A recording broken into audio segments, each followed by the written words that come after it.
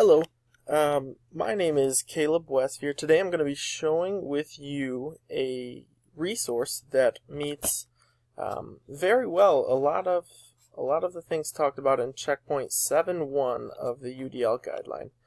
The checkpoint is about optimizing individual choice and autonomy. So I've already came up with a couple links that are going to make it a little easier so I don't have to go through all the loading time for our resource.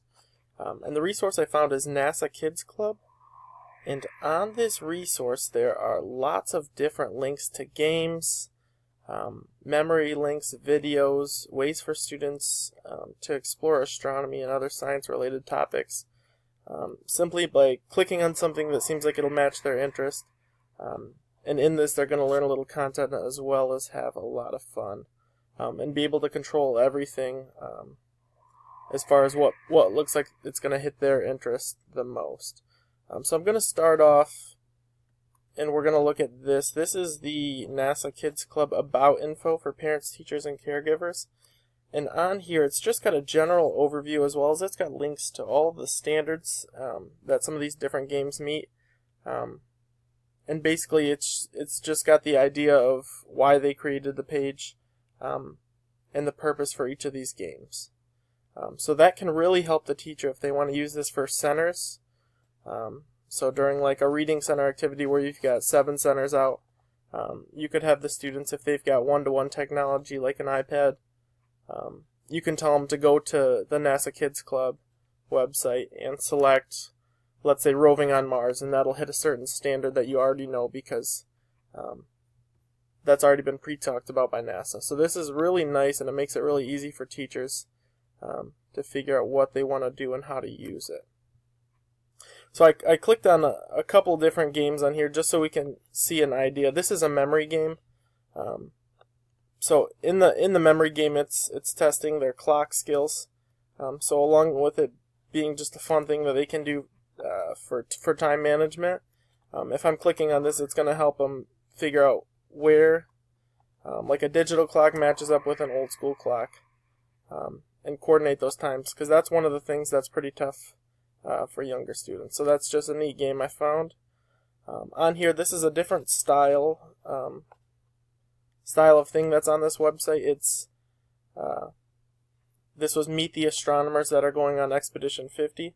So it's not as much a game as it is a learning opportunity for them to find out about a cool profession such as being an astronomer. So that's pretty neat. On here, there's also a link to what's called the Clubhouse, and on here, this is a really interactive thing. If you're looking at this right now, I can hover over any of these icons, and it's gonna take me to do something new. So I played around with this earlier, and let's see, if I select this window to Earth, I can go on there, and it'll let me select different places around the Earth, and it's basically the view from a satellite that's hovering the Earth. So it's a pretty cool feature. You're allowed to zoom in and out. We're not going to go through that just for time, but you can play around with that later. This was another game that I thought was interesting, Roving on Mars. This one's more fun, and I didn't see as much content learning in it, but it could definitely be used as a transition in between activities for students who are already done with their work. I was looking to see if you could download this to make it easier accessible and not just the website.